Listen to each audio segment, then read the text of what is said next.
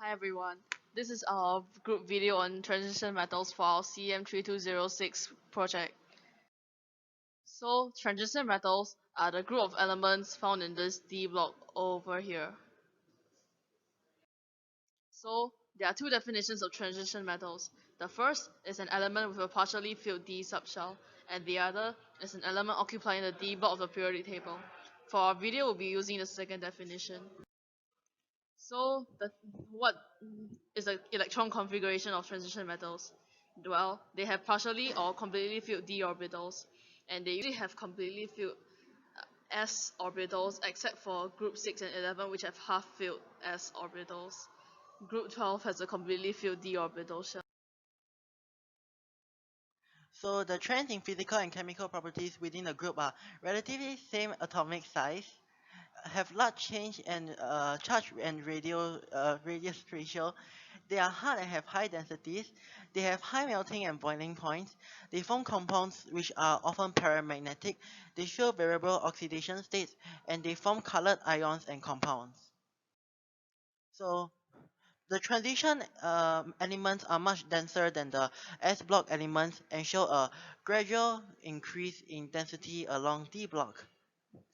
This trend in density can be explained by the small and irregular decrease in metallic radii with the relative increase in atomic size. They have high melting points and high molar enthalpies of fusion compared to main group elements because of the strong metallic bonding in transition metal due to the delocalization of electrons of S and D subshell. For their ionization energy, they have very slight increase in the first ionization energy, and they have very large increase in the third ionization energy onwards. Unlike most metals, transition metals are able to have many oxidation states and charges. This is because the electrons in their d orbital are high energy and unstable, and so they can be readily lost. They can also form metal complexes and ligands, which are a structure where a central metal atom is bonded to the other molecules with a ligand. This is also known as dative bonding. Why do transition metals have so many different colors? This is because there's repulsion between the electrons in the ligand and the electrons in the d orbital, which raises the energy of the electrons in the d orbital. The weird and uneven shape of the d orbital causes the electrons to be raised by different energies because some electrons are closer to the ligands, and this forms an energy gap. When light is projected on the salt, the energy from the light promotes the electron to a higher energy through the energy gap. The electrons absorb certain wavelength of light, and this gives it its color, and that's why transition metal salts are colorful. Yeah. The color of the transition metal salt will depend on the energy gap. Transition metals can also form covalent bonds since they are more electronegative than regular metals, and they can also produce paramagnetic compounds. And because of their electrons in the d orbital shells which have the same spin, they are also high density and can be used as a catalyst due to being able to change their oxidation state easily. Now let's move on to talk about important chemical reaction about the transition metals. So first we focus on the transition metal compounds and ions. To talk about important chemical reaction about the transition compounds. So first we focus on the compounds and ions. Many of the transition metal carbonates are unstable on heating and readily undergo thermal decomposition. And the general formula is the metal carbonate will decompose into metal oxide and carbon dioxide. Here are two examples. It's the zinc and the copper. Transition metal ions also react with the hydroxide ion. The general formula is the metal ion plus hydroxide ion will give us the hydroxide precipitate. And this is very important in the ion test. For example, ion 2 ion ion ion 2 ion I'm sorry ion ion 2 ion is pale green in aqueous solution and will give us a dark gray green precipitate, and the ion 3 will give us the a brown precipitate, and the copper will give us blue. The zinc, however, will just give us a white precipitate. And because there are so many transition metals, so in this video, we mainly focused on the important reactions about ion. First, hydroxide ion remove hydrogen ion from the water ligands attached to the ions, and when enough hydrogen ions have been removed, you are left with this complex. And it is neutral, it is insoluble in water, and a precipitate will be formed. Okay, so look at this picture. For two ions, when it reacts with carbonate ions, it will just give us a dark green precipitate. However, for ion 3, the hexaalkyl ion is sufficiently acidic to react with weakly basic carbonate ion. So this time, it will remove the hydrogen ions from the hexaalkyl ion and produce the neutral complex. Depending on the proportion of carbonate ions to hexaalkyl ions, you will get either hydrogen carbonate ion formed or carbon dioxide gas from the reaction between the hydrogen ions and the carbonate ions. As you can see from this picture, you can see bubbles coming out. Next is the reaction of ions with ammonia solution. Basically, this is the formula for this reaction. Ammonia here acts as a base and removing the hydrogen ion from the aqua complex.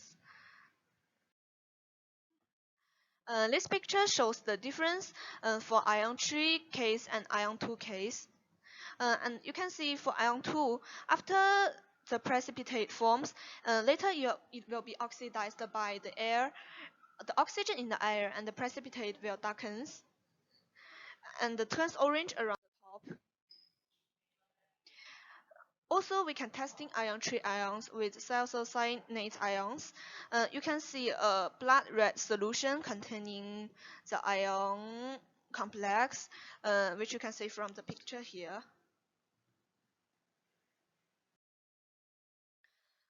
In chemistry experiment, we may meet the case where we need to find the concentration of ion 2 ions in solution by titration. So here we can use the potassium magnate solution, and this is the formula. It will turn from colorless to permanent pink. Also, we can use the potassium dichromate solution. This is the formula for this reaction. And here the color change will be so after ion, let's talk about another very common transition metal, which is copper. The simplest ion that copper forms in solution, you can see from here, is this ion complex called hexaalkyl copper 2 ion. It can react with the hydroxide to form this a neutral complex. It is insoluble in water too, and a precipitate will be observed.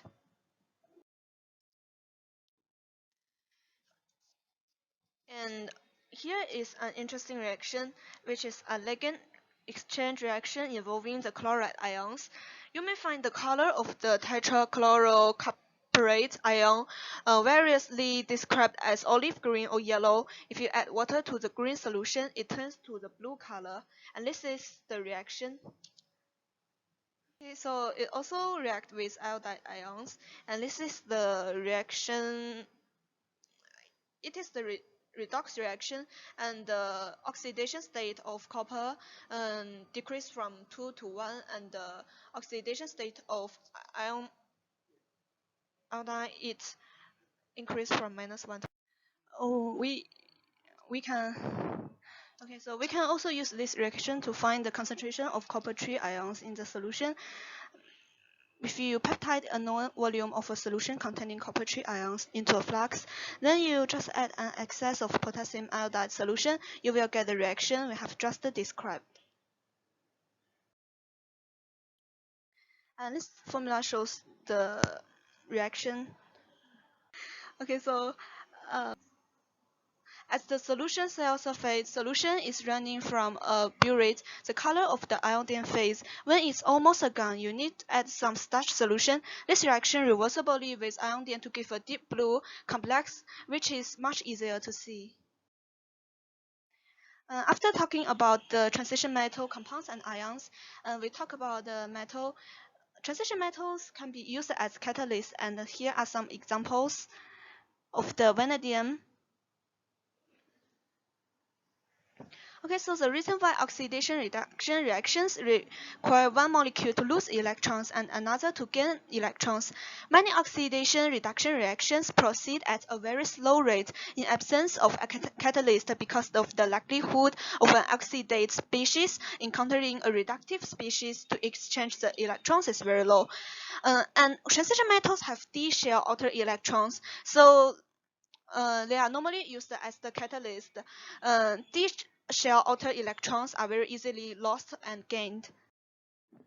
This is another example of Haber process, and the Fe here used as the catalyst. Now let's talk about some important compounds formed by transition metal elements. First, it's ferric oxide.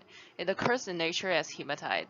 It is a red powder insoluble in water and not acted upon by air or water. It is amphoteric in nature and reacts with acids and alkalis.